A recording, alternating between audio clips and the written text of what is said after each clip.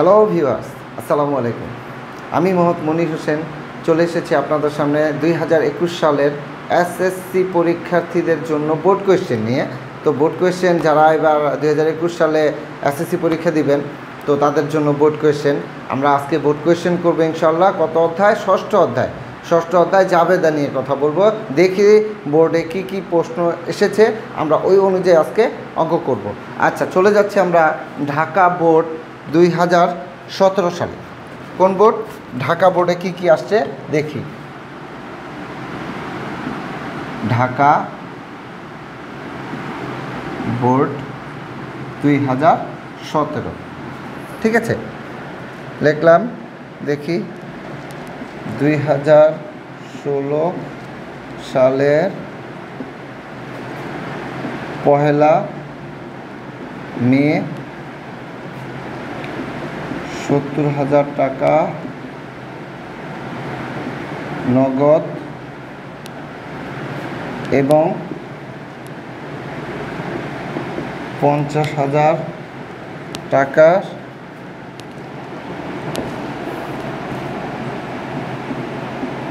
Bank balance নিয়ে ব্যবসা শুরু করা হয়। ব্যালেন্স নিয়ে ব্যবসা শুরু করা হলো।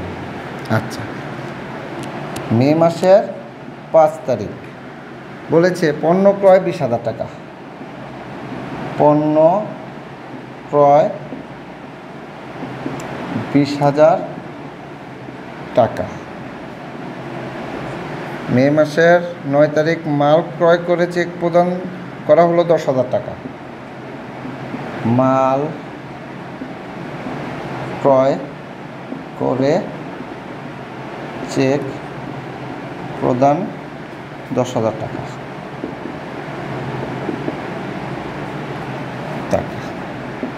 তারপরে বলেছে 15 তারিখ কুরিন লেখা হলো 2,500 টাকা।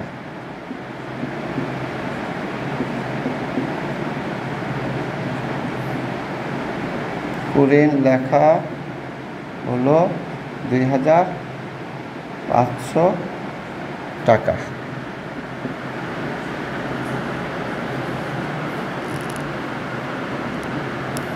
22 তারিখ বলছে সায়নকে পরিশোধ 10,000 টাকা। সায়নকে পরিশোধ 10,000 টাকা। এখন ক নাম্বার প্রশ্ন বলেছে প্রারম্ভিক মূলধনের পরিমাণ নির্ণয় করো। প্রারম্ভিক মূলধনের পরিমাণ নির্ণয় করো। খ নাম্বার প্রশ্নে বলেছে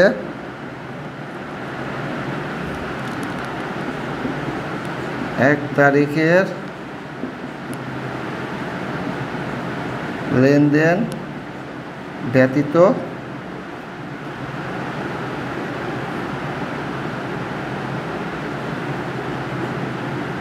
অবশিষ্ট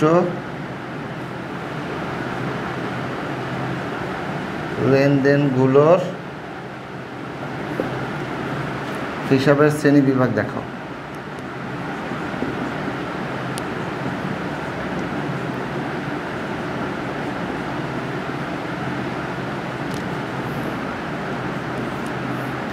গ নম্বর প্রশ্ন বলছে সাধারণ জাবেদা প্রস্তুত করো।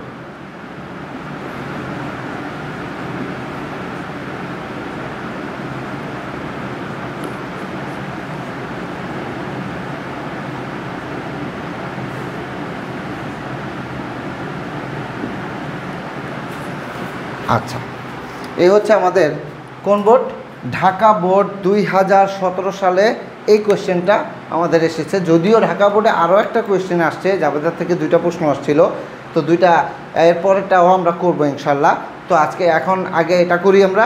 তো ক নম্বর প্রশ্নে আমাদের জাবেদার রুলসটুকুন আমি শুরু করার আগে জাবেদার নিয়মটুকুন আমি বলে দিচ্ছি আপনাদের, খুব সহজ করে বলে দিচ্ছি। জাবেদার নিয়ম হচ্ছে প্রতিষ্ঠান যা পাবে, আমি অঙ্ক দুইজন ব্যবসা করে কে মালিক আর হিসাব হচ্ছে ব্যবসায়ের, তো এই দুইজনের মধ্যে কার হিসাবটা আমরা করব, কাউন্ট করব কারটা, ব্যবসায়ের না মালিকের? অবশ্যই আমরা কি হিসাব করব, ব্যবসায়ের। মালিক কি হলো না হলো সেটা পরের বিষয়, তাই না? তো আমাদের ব্যবসা যা হবে তাই ওগুলো নিয়ে আমরা চিন্তা করব। ব্যবসা প্রতিষ্ঠান যা পাবে, মালিক নয়, ব্যবসা প্রতিষ্ঠান যা পাবে তাই ডেবিট হবে, ব্যবসা প্রতিষ্ঠান থেকে যা চলে যাবে তাই ক্রেডিট হবে, এইটুকুন মনে রাখতে হবে। ব্যবসা প্রতিষ্ঠান যা পেয়েছে বা পাবে এই দুইটাই ডেবিট, আর ব্যবসা প্রতিষ্ঠান থেকে যা চলে গেছে বা যাবে, এখনও যায় না, যাবে তো ওগুলোই হচ্ছে ক্রেডিট। এইটুকুন রুলস আপনারা শুধু মনে রাখবেন। কি বলছি, ব্যবসা প্রতিষ্ঠান যা পাবে তাই ডেবিট, আর ব্যবসা প্রতিষ্ঠান থেকে যা চলে যাবে তাই ক্রেডিট। খালি এইটুকুন মনে রাখবেন, যা পাইছে বা পাবে এই দুটা ডেবিট, আর যা চলে গেছে বা এখনও যায় না, যাবে তো ওটা, এই দুটা হচ্ছে ক্রেডিট।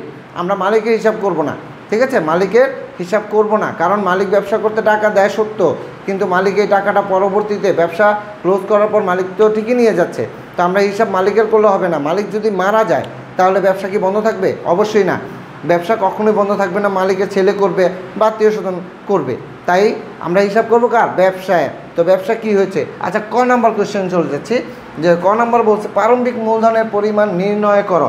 প্রারম্ভিক মূলধন ক নাম্বার। প্রারম্ভিক মানে কি? প্রারম্ভিক বলতে আমরা কি বুঝাই? প্রারম্ভিক মূলধনের পরিমাণ নির্ণয়, ঠিক আছে? প্রারম্ভিক বলতে আমরা কি বুঝি? প্রারম্ভিক বলতে আমরা শুধুমাত্র এক তারিখকে বুঝি। প্রারম্ভিক মানে কি? 1 তারিখ। আর সমাপনী মানে কি? 31 তারিখ। সেটা বছরের শেষে হোক বা মাসের শেষে হোক, ওটা 31 তারিখ হচ্ছে সমাপনী, আর 1 তারিখ হচ্ছে প্রারম্ভিক। ওটা হচ্ছে শুরু, যেটা শুরু করব সেটাকে প্রারম্ভিক বলা হয়, যেটা দিয়ে শেষ করব, বছর শেষ করব বা মাস শেষ করব, সেটাকে বলা হয় সমাপনী, ঠিক আছে? তাহলে প্রারম্ভিক বলতে কি বোঝায়? 1 তারিখ। এই যে 1 তারিখে 2016 সালের 1 মে 70,000 টাকা নগদ এবং 50,000 টাকা ব্যাংক ব্যালেন্স নিয়ে ব্যবসা শুরু করা হলো। তো আমাদের বের করতে বলছে মূলধনের পরিমাণ নির্ণয় করো, কত টাকা মূলধন ব্যবসায় মালিক দিয়েছে। আচ্ছা, ঘরটা কি আমরা এখানে তারিখ, বিবরণ, টাকা, কত সাল? 2016 সাল, 16 সালের মে মাসের 1 তারিখ। তো মূলধন কোনটাকে বলা হয়? মূলধন হচ্ছে একমাত্র ব্যবসা প্রতিষ্ঠান মালিকে যত নিজের পকেট থেকে যত টাকা ব্যবসায় প্রদান করবে সেটাই হচ্ছে মূলধন। ক্লিয়ার? কি বলছি? মালিক তার নিজের পকেট থেকে, কারো কাছ থেকে যদি ধার করে আনে সেটা কিন্তু মূলধন না, ওটা ব্যবসায় ধার করে আনে দিছে, ওটা আবার ব্যবসা থেকে পরিশোধ করে দিতে হবে। মূলধন কোনটা? মালিক তার নিজস্ব তহবিল থেকে যে টাকাটা ব্যবসায় প্রদান করবে সেটা মূলধন। তাহলে মালিক তার নিজের পকেটে কত দিছে? 70,000 টাকা দিছে, আর 50,000 টাকার ব্যাংক ব্যালেন্স, ব্যাংকে 50,000 টাকা দিছে, আর নগদ দিছে 70,000 টাকা নিয়ে ব্যবসা শুরু করছে। তাহলে ব্যবসা কি পেয়েছে? ব্যবসা নগদ টাকা পেয়েছে আর 50,000 টাকা ব্যাংক ব্যালেন্স পেয়েছে। তাহলে যেগুলো পেয়েছে সেগুলো হচ্ছে মূলধন। তাহলে নগদ পেয়েছে আর ব্যাংক পেয়েছে। নগদ কত টাকা পাইছে? ব্যবসা এই 70,000 টাকা, আর ব্যাংক ব্যালেন্স হচ্ছে 50,000 টাকা। তাহলে মালিকের ব্যবসা করতে কত দিছে? 1,20,000 টাকা। এই 1,20,000 টাকা কি বলা হয়? প্রারম্ভিক মূলধন। মানে 1 তারিখে ব্যবসা করতে মালিক কত দিছে? ইফ, যদি এখানে ধরেন কোনোভাবে ঋণ দিত, ঋণ নিয়ে শুরু করা হলো, মানে আরেকজনের কাছ থেকে ধার করছে, মনে করেন 20,000 টাকা ধার করে, তাহলে এই নগদ 70,000 টাকা মালিকে দিছে, মালিকের 70,000 সাথে আমরা কি করতাম? 20,000 টাকা ব্যবসায় যুক্ত করে দিতাম, এই 20,000 টাকা। আবার এখানে ঋণ হিসাব লিখে 20,000 টাকা আবার বিয়োগ করে দিতাম। তাহলে ব্যবসায় আগে দিতে হবে, ধার করে আনলে ওটা ব্যবসায় দিত, দেওয়ার পর আবার পরিশোধ করে দিত, তারপর যেটা বেরিত এটাকে বলা হয় মূলধন। তাহলে ধারের টাকা ব্যবসায় কখনো মূলধন হতে পারে না। ধার করে আনলে ওটা আবার ব্যবসা থেকে পরিশোধ করে দিতে হবে, তাহলে এটা মূলধন হতে পারে না। ক্লিয়ার? আশা করছি ক নাম্বার ক্লিয়ার। আচ্ছা, এখন খ নাম্বারে চলে যাচ্ছে আমরা। খ নাম্বার কি বলেছে? 1 তারিখের লেনদেন, যেটার দ্বারা আমরা এক প্রারম্ভিক মূলধন তৈরি করেছি। তো এই 1 তারিখের লেনদেন ব্যতীত বাকি যে লেনদেনগুলো আছে এই লেনদেনগুলোর বলছে হিসাবের শ্রেণী বিভাগ দেখাও। হিসাবের শ্রেণী বিভাগ আঁকতে হলে কি করতে হবে একটু দেখিয়ে দিচ্ছি আপনাদের। দেখেন কি বলছে, 1 তারিখের লেনদেন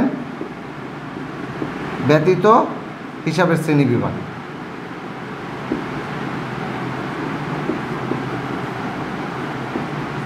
আচ্ছা, 1 তারিখের লেনদেন ব্যতীত হিসাবের শ্রেণী বিভাগ কী করতে হবে? সবগুলো জাবেদা ছাড়া কোনো কিছুই আপনারা করতে পারবেন না, জাবেদা ছাড়া কোনো কিছু করতে পারবেন না। তারিখ বিবরণ হিসাবের শ্রেণী, এটাই বের করতে বলছে আমাদের। তারিখ বিবরণ হিসাবের শ্রেণী, এখানে টাকার কথা বলে নেই, টাকা দেখানোর কথা বলে নেই, শুধু বলছে হিসাবের শ্রেণী বের করতে, তাই না? এখন যাই, তাহলে আমাদের কত বলছে? 2016 সালের মে মাসের 5 তারিখ, 1 তারিখ ব্যতীত বলেছে, 1 তারিখ ব্যতীত বলেছে, 1 তারিখ বাদে বাকিগুলো করতে বলছে। 5 তারিখে কি বলছে? পণ্য ক্রয় করা হলো। আমি কি বলেছিলাম, জাবেদার রুলস কি? যা ব্যবসা প্রতিষ্ঠান যা পাবে তাই ডেবিট, যা চলে যাবে তাই ক্রেডিট। আমি কি পেয়েছি এটা বুঝতেছি না, কিন্তু কি গেছে ওটা বুঝতেছি, ওটা লিখে নিব, সমস্যা কি? একটা করলে একটা বের হয়ে যাবে অটোমেটিকলি। খুব সহজ সিস্টেমে আপনাদের শেখাচ্ছি, মনে হয় না এরকম করে এত সহজভাবে কেউ শিখাবে। তো পণ্য ক্রয় 20,000 টাকা, আপনারা মুখস্থ করার কিছু নয়, রুলসটুকুন মাথায় রাখবেন। রুলস অনুযায়ী আপনাদের প্রত্যেকটা এন্ট্রি আমি বুঝিয়ে দিচ্ছি। পণ্য ক্রয় করেছেন, মাল কিনেছেন, তাই না? ক্রয় করেছেন, আপনি কি পেয়েছেন এটা বুঝতেছেন না? আচ্ছা, মাল কি পেয়েছেন বুঝতেছেন না, তাহলে কি গেছে সেটা দেখেন। তাহলে মাল একটা জিনিস যদি আপনি কিনেন কারো কাছ থেকে, আপনার যাবে কি? নগদ টাকা, তাই না? এখানে বলেছে 20,000 টাকা নগদ 20,000 টাকা, তাই না? কিছু যেহেতু নাম বলে নাই, যদি কারো নাম উল্লেখ থাকে তখন নগদের কথা উল্লেখ না থাকা পর্যন্ত এটা বাকিতে হবে, ঠিক আছে? আর এখানে যেহেতু কারো নাম নাই, ডাইরেক্ট বলছে পণ্য ক্রয় 20,000 টাকা, তার মানে কি হবে? এটা পণ্য ক্রয় 20,000 টাকা মানে নগদ টাকা চলে গেছে। তাহলে যেটা বুঝতেছি সেটা লিখি, তাহলে নগদান হিসাব কি? নগদান হিসাব যেটা চলে যাবে সেটা কি হবে? ক্রেডিট হবে। ক্লিয়ার? এই যে নগদান হিসাব ক্রেডিট, কি কারণে টাকা গেছে? পণ্য ক্রয় করেছি, তার মানে ক্রয় করেছি, ক্রয়ের কারণে গেছে, তাহলে ক্রয় হিসাবটাকে ডেবিট করে দিব। এই যে ক্রয় ডেবিট ফাঁকা রাখছি, ক্রয় হিসাব ডেবিট। কত টাকা? এই যে 20,000 টাকা, তো এখানে বলে নেই। আচ্ছা, হিসাবের শ্রেণী বলেছে, হিসাবের শ্রেণী কোনটা? আয় ব্যয় দায় সম্পদ, আপনাকে এটা বলছে। আর আপনি আয় ব্যয় দায় সম্পদ বোঝানোর আগে আমি আরেকটা কথা বলে নিচ্ছি, যে আয় ব্যয় দায় সম্পদ চিনার উপায়, যেটা আপনার কাছে পড়ে থাকবে বা আপনার কোনো কিছু কারো কাছে পড়ে আছে সেটা হচ্ছে সম্পদ। আপনার কাছে পড়ে থাকুক বা আপনার কোনো কিছু কারো কাছে পড়ে থাকুক সেটা হচ্ছে সম্পদ। আর আপনার যেটা চলে গেছে সেটা হচ্ছে খরচ, আর যেটা চলে যাবে সেটা হচ্ছে দায়বদ্ধ। আপনার কাছে যদি কেউ পায় সেটা আপনি দায়বদ্ধ আছেন, ঠিক আছে? আর কেউ যদি আপনার কাছে কোনো টাকা পায়, যেমন ধরেন বাকিতে মাল কিনেছেন, তাহলে আপনি কি টাকাটা দিয়েছে তাকে? দেন নাই, সে আপনার কাছে টাকাটা পাবে, পাওনাদার, তাহলে ওটা হচ্ছে দায়বদ্ধ আছেন, ঠিক আছে? আর আয় কোনটা? যে টাকাটা আপনি পেয়ে গেছেন আর সেটা আয়, আর যেটা চলে গেছে সেটা হচ্ছে ব্যয়। ক্লিয়ার? এখন যাই, তাহলে এই যে ক্রয় করছি, যত কিনবেন তত কি হবে? ব্যয় হবে, যত বিক্রি করবেন তত আয় হবে, তার মানে ক্রয় করলেই কি হবে? ব্যয়। এখানে আমরা ব্যয় লিখে দিব, তাই না? ক্রয় করলে কি? ব্যয় হবে, তাহলে যত কিনবেন ততই ব্যয় হবে, আর যত বিক্রি করবেন তত আয় হবে। এখন তারপর বলছে নগদান হিসাব। নগদ কি? নগদ টাকা আপনার কাছে পড়ে থাকবে না, তাই না? তাহলে আপনার কাছে কোনো কিছু থাকলে ওটা কি? সম্পদ, তাহলে নগদ হচ্ছে সম্পদ, ঠিক আছে? যদি আমি ডেবিট ক্রেডিট লিখছি, আপনারা না লিখলেও চলবে, ঠিক আছে? আচ্ছা, তারপরে 9, মাল ক্রয় করে চেক প্রদান 10,000 টাকা। মাল কিনেছেন, কিনে আপনার কি নগদ টাকা গেছে না চেক চলে গেছে? চেক মানে কি? ব্যাংক, আপনার ব্যাংকের থেকে টাকা নিয়ে যাবে, তাই না? আপনি একজনের কাছ থেকে মাল কিনেছেন, আপনি কি তার হাতে নগদ টাকা দিয়েছেন? দেন নাই, আপনি একটা চেক লিখে দিয়েছেন, তারা কি করবে? আপনার ব্যাংকের থেকে টাকা উঠায় নিয়ে যাবে। তাহলে আপনার কমবে কোথা থেকে? ব্যাংক থেকে। তা যেখান থেকে আমার চলে যাবে সেটা কি? ক্রেডিট, তাহলে ব্যাংকের থেকে চলে গেছে, ব্যাংক হিসাব ক্রেডিট, ডেবিটটা ফাঁকা রাখলাম, ব্যাংক হিসাব ক্রেডিট। তাহলে কি কারণে এটা এই চেকটা চলে গেছে? আমার মাল ক্রয় করাতে, তাহলে ক্রয় হিসাব ডেবিট। এই যে ক্রয়, এর আগে আমরা করেছি, যত কিনবো তত কী হবে, ব্যয় হবে। আর ব্যাংক কি, ব্যাংকে আপনার টাকা পড়ে থাকবে না, তাই না, এটা হচ্ছে সম্পদ।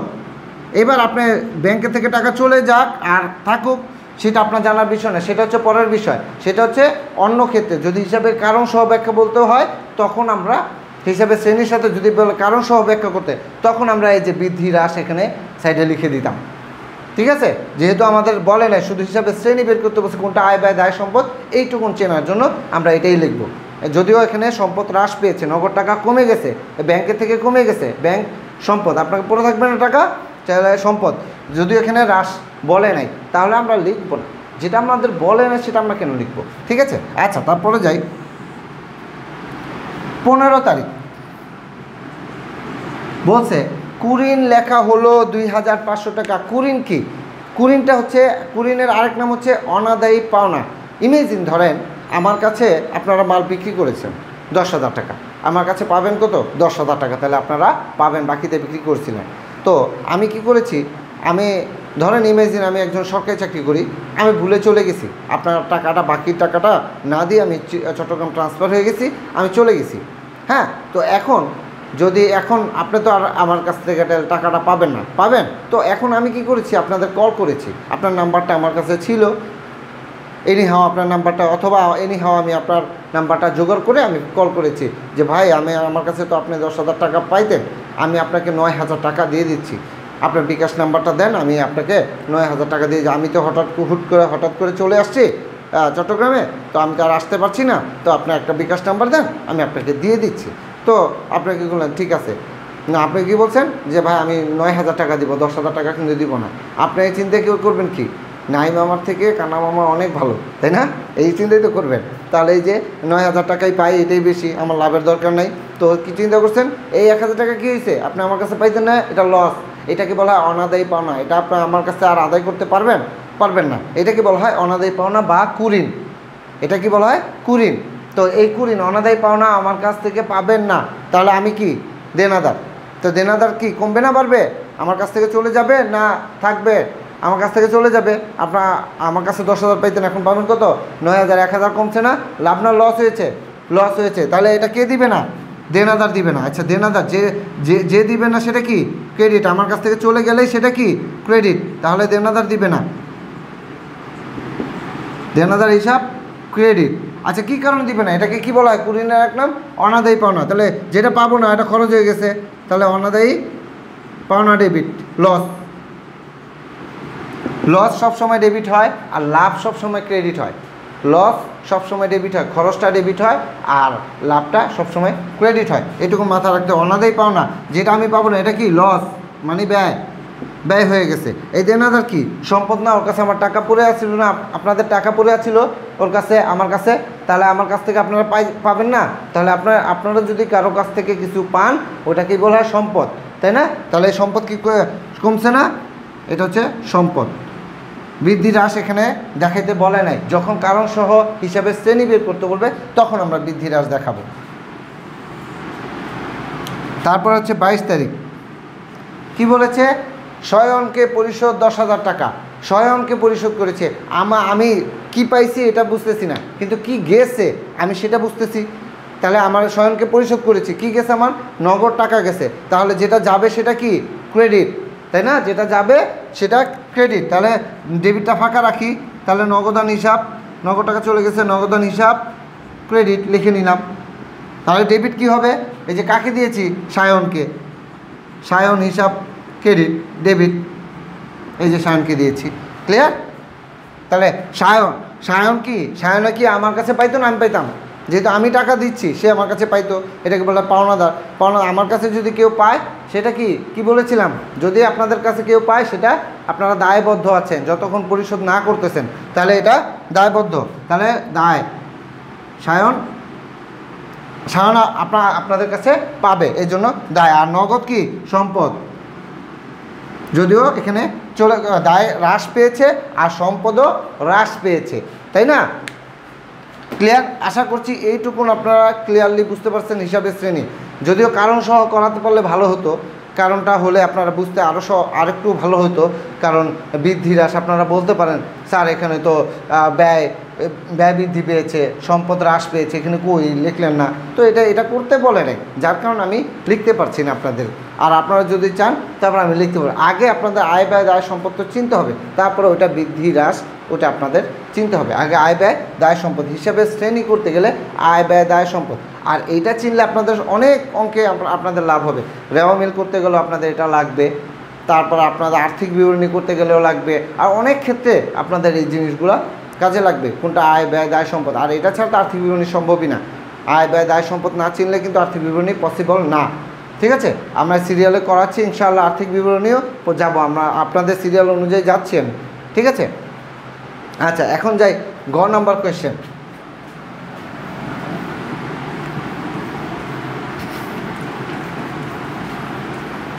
গ নাম্বার কোয়েশ্চেনে বলছে সাধারণ জাবেদা প্রস্তুত করো।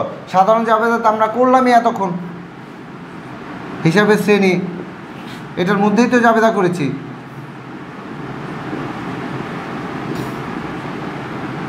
যদিও এখানে বলে নাই কত তারিখ থেকে কত তারিখ, বলেছে? বলে নাই কিন্তু, তাই আমরা পুরাটা করব। তারিখ, বিবরণ, খতিয়ান, পৃষ্ঠা, ডেবিট টাকা, ক্রেডিট টাকা। আচ্ছা, 2016 সালের মে মাসের 1 তারিখ কি বলেছে? আমরা এর আগে করেছিলাম তো 70,000 টাকার নগদ এবং 50,000 টাকা নিয়ে ব্যবসা শুরু করা হলো। ব্যবসা কি পেয়েছে? ব্যবসা পেয়েছে নগদ টাকা 70,000 আর ব্যাংকে পাইছে 50,000। তাহলে যা ব্যবসা প্রতিষ্ঠান যা পাবে তাই কি ডেবিট, তাহলে নগদান হিসাব ডেবিট। আর কি পেয়েছে? ব্যাংক যত কিছু পাবে ব্যবসা সব ডেবিট হবে, ব্যাংক হিসাবও ডেবিট। আর ব্যবসা করতে টাকা কে দেয়? একটা গুরুত্বপূর্ণ জিনিস, ব্যবসা করতে যে টাকা দেবে সেটা মালিকে দিবে, তাই না? মালিকে ব্যবসা করতে টাকা দিলে বলা হয় মূলধন, আর মালিক যদি ব্যবসার থেকে কোনো কিছু নিয়ে যায় তাহলে সেটাকে বলা হয় উত্তোলন। ঠিক আছে, মনে রাখবেন, মূলধন ব্যবসা করতে যতবার টাকা দিবে মালিক নিজের পকেট থেকে সেটাকে বলা হয় মূলধন, আর ব্যবসা থেকে যদি মালিক যতবার নিয়ে যাবে সেটাকে বলা হয় উত্তোলন। ঠিক আছে, তাহলে এটা ব্যবসা করতে মালিকই দিয়েছে, তাহলে মূলধন হিসাব ক্রেডিট। ব্যবসা কত কত পেয়েছে? 70,000 টাকা নগদ পেয়েছে, আর 50,000 টাকা হচ্ছে ব্যাংক ব্যালেন্স, তাই না? আর টোটাল কত দিছে মালিকে? 1,20,000 টাকা হচ্ছে মূলধন। ঠিক আছে, তারপরে মে মাসের 5 তারিখ কি বলেছিল? পণ্য ক্রয় করা হলো। ক্রয় করাতে আমার চলে গেছে কি?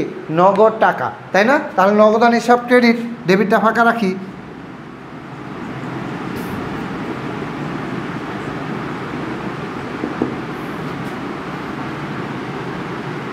এই 20,000। আর কি কারণে টাকাটা গেছে? পণ্য ক্রয় করার কারণে, ক্রয় হিসেব ডেবিট, যেটার কারণে চলে যাবে সেটাই ডেবিট।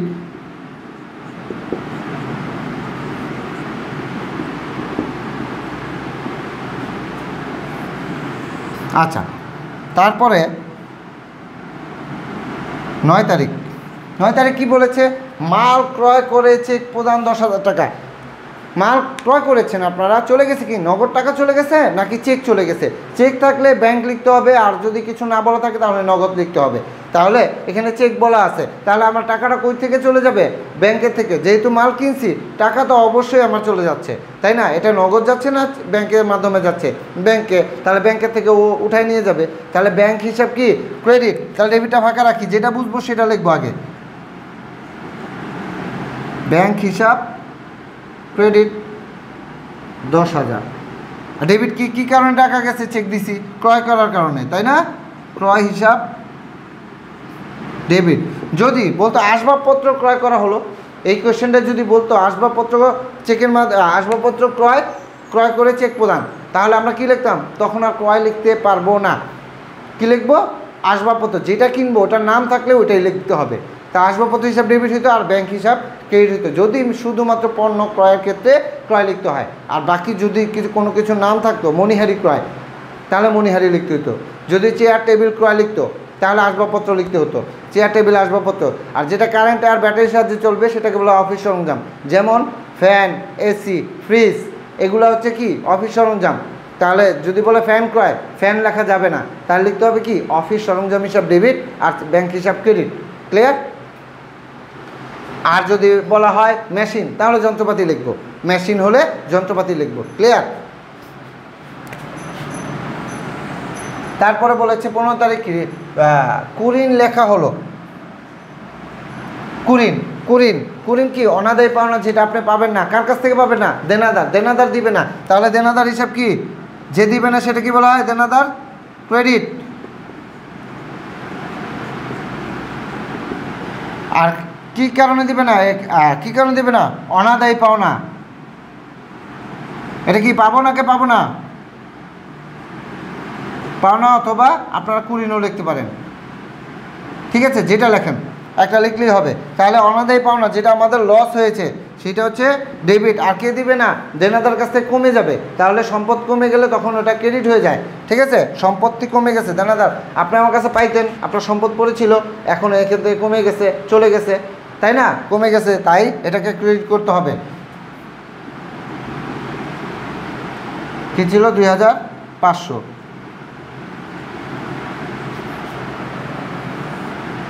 আচ্ছা, তারপরে হচ্ছে 22 তারিখ কি বলেছে? শয়নকে পরিশোধ। কি চলে গেছে? শয়নকে পরিশোধ তো অবশ্যই টাকা করছি, তাই না? যেহেতু বলে নাই, কিছু বলে নাই, তাহলে নগদ টাকা ছাড়া তার পরিশোধ করা যায় না, তাহলে নগদান হিসাব ক্রেডিট।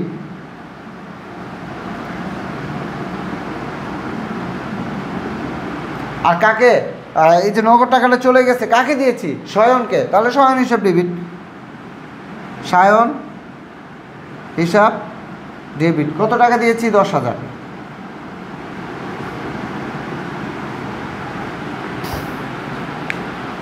ক্লিয়ার? আশা করছি আপনারা এই 3টা কোয়েশ্চেনে ঢাকা বোর্ডে বুঝতে পেরেছেন।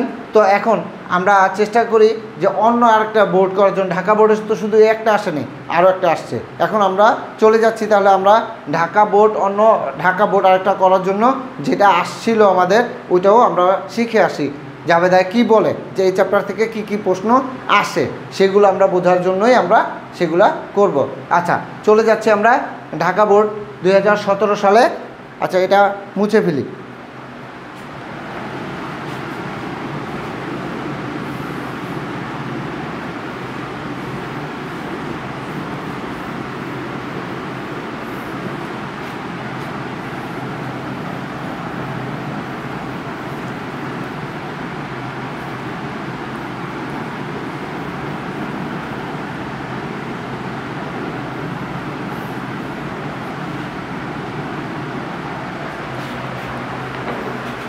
দেখি আমরা এখন কোয়েশ্চেনটা উঠাই নিচ্ছি, দেখি ঢাকা বোর্ডে কি কি আসছিল। ঢাকা বোর্ড 2017 সালে আরও একটা কোয়েশ্চেন আসছে। আচ্ছা, আমি নাম লিখলাম না, প্রতিষ্ঠানের আমি নাম লিখলাম না, ডাইরেক্ট প্রশ্ন উঠাচ্ছি। জুন মাসের 1 তারিখ ফাহিম এন্টারপ্রাইজ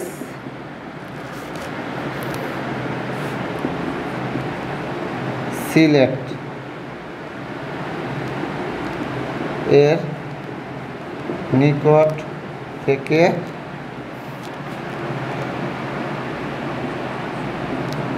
প্রতি কেজি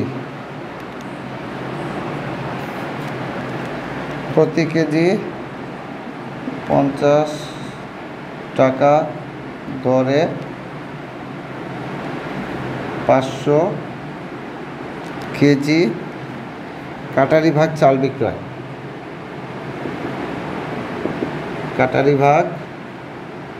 কাটারি ভোগ চাল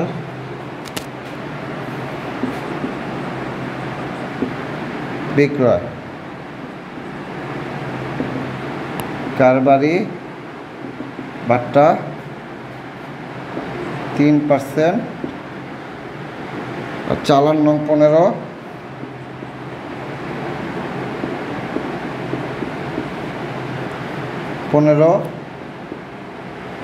শর্ত 3/10 নিট 30 নিট 20 সরি নিট 20। আচ্ছা, জুন মাসের 17 তারিখ চট্টগ্রামের রিয়া স্টোর্স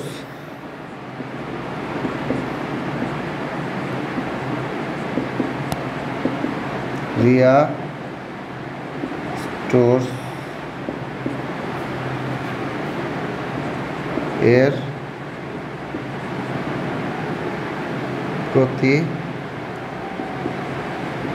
প্রতি কেজি 100 টাকা দরে 250 লিটার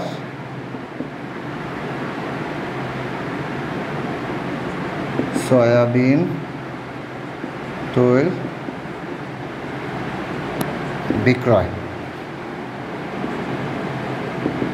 কারবারি বাট্টা 5%, চালান নং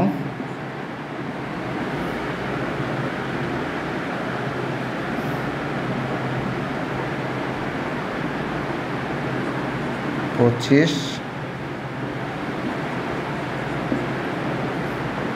শর্ত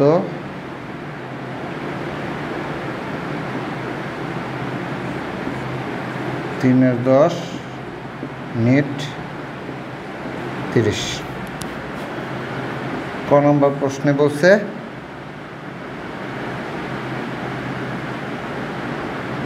15 নং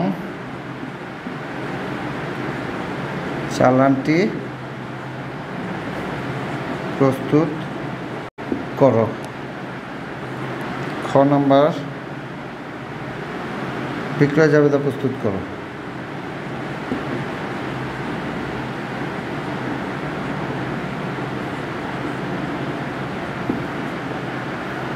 প্রস্তুত করো। গ নম্বরে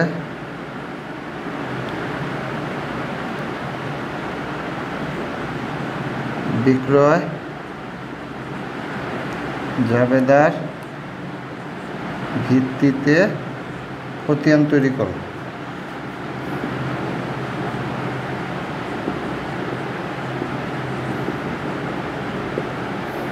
আচ্ছা, এই হচ্ছে ঢাকা বোর্ড 2017 সালে আর একটা কোয়েশ্চেন। আমরা ক নম্বর প্রশ্নে বলছে 15 নং চালানটি প্রস্তুত করো। যদিও চালানের ঘরটা আমার মনে থাকে না, তো চালানের ঘরটা আপনার বই থেকে একটু দেখে চালানের ঘরটা শুধু এন্ট্রিটা বসায় দেবেন। এই যে 15 নং চালানটি মানে আমি বুঝিয়ে দিচ্ছি, 15 নং চালান এই যে চালান নং 15, তার মানে জুন মাসের 1 তারিখের লেনদেন দ্বারা একটি চালান প্রস্তুত করতে বলছে। হ্যাঁ, আপনারা একটু কষ্ট করে দিন। আমি খ নম্বর কোয়েশ্চেন থেকে আমি করে দিচ্ছি। চলে যাচ্ছি খ নম্বর প্রশ্ন। খ নম্বর কোয়েশ্চেনে কি বলেছে? বিক্রয় জাবেদা প্রস্তুত করার জন্য বিক্রয় জাবেদার ঘরটা আমরা শিখে নিই। বিক্রয় জাবেদা, হ্যাঁ, ঘরটা কিভাবে আঁকতে হবে একটু দেখে নিন। তারিখ দিয়ে দিলাম। এখানে হচ্ছে টাকার পরিমাণ দিব। এখানে হচ্ছে সূত্র, চালান, শর্ত। বুঝাই দিচ্ছি আপনাদের একটা জিনিস বোঝানোর জন্য আমি শুধু ক্রয় জাবেদার ঘরটা আঁকছি। কেন ক্রয় জাবেদা আঁকতেছি সেটা আমি বুঝিয়ে দিচ্ছি আপনাদের। তারিখ, বিবরণ, শর্ত, সূত্র, চালান, আর এখানে সূত্র। এখানে বিক্রয় জাবেদা কি হয়? বাকিতে বিক্রি করা হলে জাবেদা কি হবে? তার বিক্রয় হিসাব ক্রেডিট। এটা যেহেতু চলে যাবে, বিক্রি করব চলে যাবে, তাহলে বিক্রয় হিসাব ক্রেডিট। তাহলে কি পাবো কার কাছ থেকে? হয় বিক্রি করলে দেনাদারের কাছ থেকে পাবো, তাহলে দেনাদার হিসাব ডেবিট। এখানে লিখবো আমরা দেনাদার ডেবিট আর বিক্রয় ক্রেডিট। বিক্রয় ক্রেডিট। এখন এই ঘরটা আমরা কেন করলাম? এখন যদি ক্রয় জাবেদা হয় তাহলে শর্তের ঘরটা হয়, বিক্রয় জাবেদায় শর্তের ঘর হয় না, ঠিক আছে? আর ক্রয় জাবেদা ক্রয় হিসাব ডেবিট হবে আর পাওনাদার হিসাব ক্রেডিট হবে এখানে, আর বাকিগুলা সব কিছুই ঠিক থাকবে ক্রয়ের ক্ষেত্রে আর বিক্রয়ের ক্ষেত্রে। কি বলেছি? ক্রয় জাবেদায় শর্তের ঘর হয় কিন্তু বিক্রয় জাবেদায় শর্তের ঘর হয় না। আমরা করতেছি কি বিক্রয় জাবেদা, তাহলে আমরা এই শর্তের ঘরটা মুছে দিব, ঠিক আছে? আর এই শর্তের ঘরে কি লিখতে হবে? ওই যে এখানে দেওয়া আছে দেখেন, নিট 3/10 শর্তের ঘরে এইভাবে লিখবো 3/10 নিট 20। এই যে শর্তের ঘরে আমরা এটা লিখে দিব, শর্ত দিয়ে দিছে। যদি ক্রয় জাবেদা আমাদের করতে বলতো, যদি আমাদের বলছে বিক্রয় জাবেদা প্রস্তুত করতে, তাহলে এই ঘরটাই আমাদের হবে না। কি বলছি? ক্রয় জাবেদার ক্ষেত্রে বিক্রয় জাবেদার ক্ষেত্রে শর্তের ঘর হয় না, চালান আর সূত্রের হয়। আর এখানে দেনাদার আর বিক্রয়, বাকিতে বিক্রি করলে যা যে জাবেদা হয় সেই জাবেদাটাই আমরা করব। আচ্ছা, চলে যাচ্ছি জুন মাসের 1 তারিখ। কত সাল? আচ্ছা, সাল একটা ধরে নেই, 2016 সাল। 16 জুন মাসের 1 তারিখ। জুন মাসের 1 তারিখ কোন এন্টারপ্রাইজ থেকে কোন এন্টারপ্রাইজের কাছে বিক্রি করা হয়েছে? ফাহিম এন্টারপ্রাইজ সিলেট। আমরা তাই লিখব, ফাহিম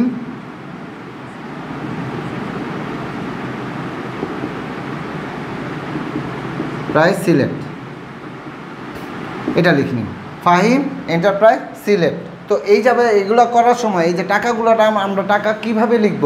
এটা লিখতে হলে যদিও গণনা কার্য করতে হবে আমাদের, নিচে গণনা কার্য কি লিখতে হবে? গণনা কার্য কিভাবে আমি এটা বের করলাম, এই যে ফাহিম এন্টারপ্রাইজ। আমি যে এখানে যে টাকা বসাবো, কিভাবে টাকাটা বসাবো? আমার কি বলছে? প্রতি কেজি 50 টাকা দরে 500 কেজি, প্রতি কেজি 50 টাকা দরে। এই যে মোট বিক্রি করছি কত টাকা? 50 টাকা দরে 500 কেজি। কত হবে? 5 5 25, তাহলে 25,000। আচ্ছা, এই 25,000 টাকা আমি টোটাল বিক্রি করেছি। কারবারি বা ছাড় দিয়েছি না বিক্রি করার সময়? এই যে ছাড় দিয়েছি কয় পার্সেন্ট? কারবারি বারটা 3% ছাড় দিয়েছি। তাহলে এটা এই 25,000 টাকার উপরে 3% আমাদের কারবারি বারটা বাদ দিতে হবে। কারণ আপনি যখন এক জায়গায় একজনের কাছে, আমার কাছে 25,000 টাকার মাল বিক্রি করছেন, 3% আপনি আমাকে বারটা দিয়েছেন, মানে ডিসকাউন্ট দিয়েছেন, তাহলে এই 3%-এর টাকা কি আমি আপনাকে দিব? অবশ্যই না। তাহলে 3% ছাড় দিতে হবে। 25,000 টাকা তো আপনি পুরোটা পাবেন না, তাই না?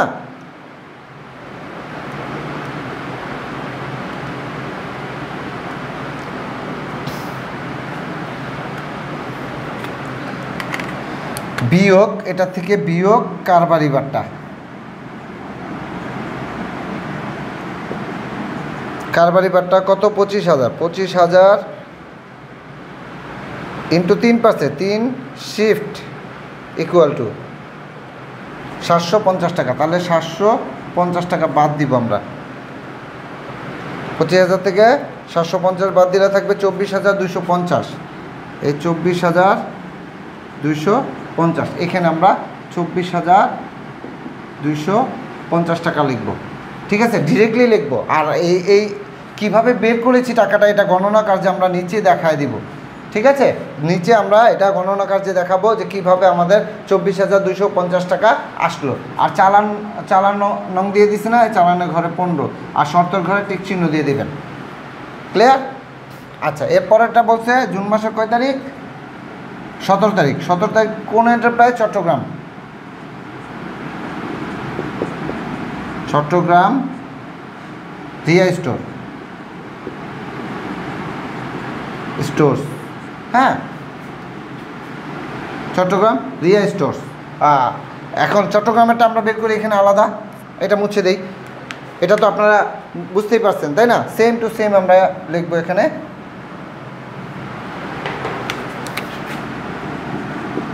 চট্টগ্রাম রিয়া স্টোর্স। হ্যাঁ, চট্টগ্রাম রিয়া স্টোর্সে প্রতি কেজি কত টাকা দরে? 100 টাকা দরে 250 লিটার। 100 টাকা দরে 250 লিটার। তাহলে 100-র সাথে 250 গুণ করি, গুণ করে দেখি কত আসে। 100, 250 25,000, এটাও 25,000 টাকাই আসছে। বিয়োগ কী করতে হবে? কারবারি বাট্টা, কারবারি বাট্টা বাদ দিতে হবে। কারবারি বাট্টা কত টাকা আসে? এটার উপরে কয় পার্সেন্ট করতে বলছে? 5% ইন্টু 5 শিফট ইকুয়াল টু কত? 1,250 টাকা। বিয়োগ 25,000 থেকে 1,250 বাদ দিলে থাকবে 23,750। তাহলে এখানে আমরা লিখে দিব 23,750। চালান নং 25। ক্লিয়ার? এই হচ্ছে আমাদের বিক্রয় জাবেদা প্রস্তুত হয়ে গেছে। এটা হচ্ছে আমাদের বিক্রয় জাবেদা।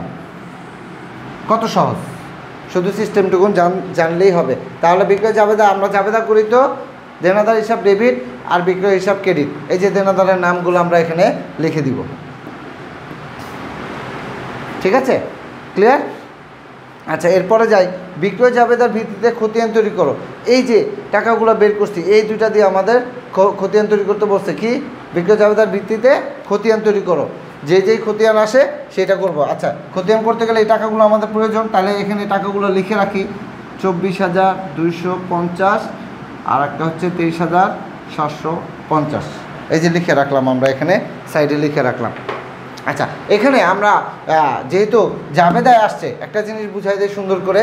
যেহেতু এখানে বিবরণ লিখবো না, আমরা কি লিখবো? এখানে বলছে জাবেদা কি আসে? দেনাদার ডেবিট, বিক্রয় ক্রেডিট। তাহলে এখানে দেনাদারের হিসাবটা লিখছি না আমরা, তাহলে এখানে লিখবো ডেবিট হিসাব খাত, ডেবিট হিসাব খাত। ক্লিয়ার? যদি ক্রয় জাবেদা হইতো তাহলে আমরা এখানে ক্রেডিট হিসাব খাত, দেনাদার কি তখন পাওনাদার ক্রেডিট হইতো, তাহলে এখানে ক্রেডিট হিসাব খাত লিখবো। ক্লিয়ার? আচ্ছা, মুছে দিচ্ছি। এখন এই টাকাগুলো দিয়ে আমরা খতিয়ান তৈরি করব। খতিয়ান এখানে বলে নাই কোনটা কোনটা, বলছে বিক্রয় জাবেদার ভিত্তি করে। বিক্রয় জাবেদা, এই যে জাবেদাটা আমরা করেছি, এই জাবেদার ওপরে ভিত্তি করে আমাদের বলছে খতিয়ান তৈরি করার জন্য। এই জাবেদার উপর ভিত্তি করে আমরা খতিয়ান তৈরি করব। আচ্ছা, যাই খতিয়ান তৈরি করি। আমরা খতিয়ানের ঘর আঁকবো। কোনটা আঁকবো? একটা আছে টি ছক, একটা চলমান জের ছক। এখন আমাদের বলে নাই, তাহলে আমরা চলমান জের ছক পদ্ধতিতে আমরা করব।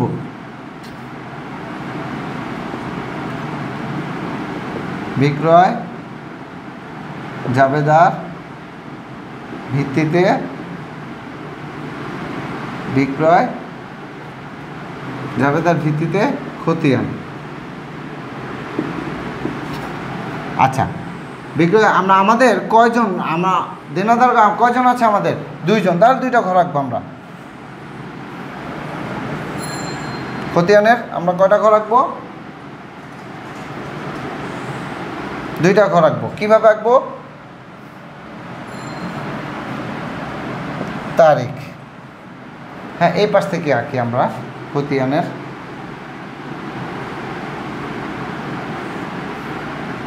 এই যে ভাগ করব,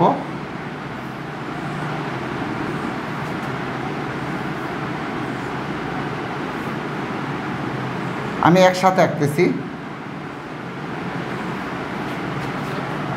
তারিখ, বিবরণ, খতিয়ান করতেছি, তাই জাবেদা পৃষ্ঠা লিখতে হবে এখানে। ডেবিট টাকা, ক্রেডিট টাকা, হচ্ছে ব্যালেন্স অথবা জের, ব্যালেন্স অথবা জের। এখানে ডেবিট, এখানে ক্রেডিট। ক্লিয়ার? তাহলে এখানেও সেম ঘর।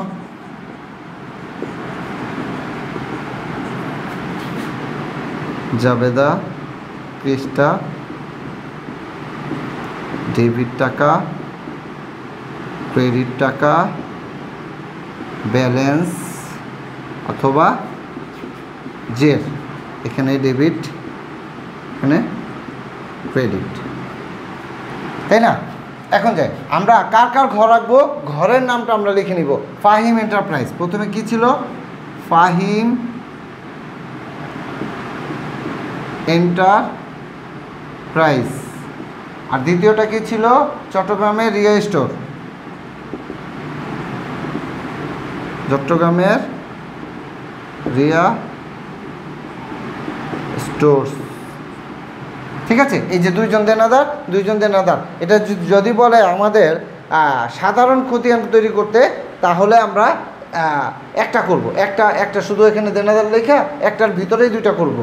আর যদি সহকারী খতিয়ান বলা হয়, তাহলে যতজন দেনাদার আছে ততজনের জন্য আলাদা আলাদা করে ঘর রাখতে হবে। এখানে লিখে দিচ্ছি আমরা, বিক্রয় জাবেদার ভিত্তিতে সহকারী খতিয়ান তৈরি করা হলো। কি সহকারী খতিয়ান তৈরি করা হলো। ঠিক আছে, সহকারী খতিয়ান, সাধারণ খতিয়ান করতেছি না। সাধারণ খতিয়ান করলে দুইজন দেনাদার আছে, দুইজনটা একটা ঘরের ভিতরে লিখতাম, এখানে নাম লিখতাম না, এখানে শুধু লিখতাম যে দেনাদার হিসাব, তাহলে দুইজনটা একটার ভিতরে লিখতাম। যেহেতু আমাদের সহকারী খতিয়ান তৈরি করতে বলছে, তাহলে আমরা দুইটা আলাদা আলাদা করে করতে হবে। তাহলে এটা 2016 সালের জুন মাসের 1 তারিখ, তাই না? আচ্ছা, দেনাদার হিসাব ডেবিট না ক্রেডিট? দেনাদার হিসাব ডেবিট, তাহলে টাকাটা ডেবিট পাশে বসাবো। কত টাকা বেরিয়েছিল? 24,250। তাহলে ব্যালেন্সও 24,250। তাহলে ক্রেডিট কী হয়েছে? ক্রেডিট হচ্ছে বিক্রয়, তাহলে এখানে লিখবো বিক্রয়। ঠিক আছে, আর এটার ক্ষেত্রে কি হয়েছে?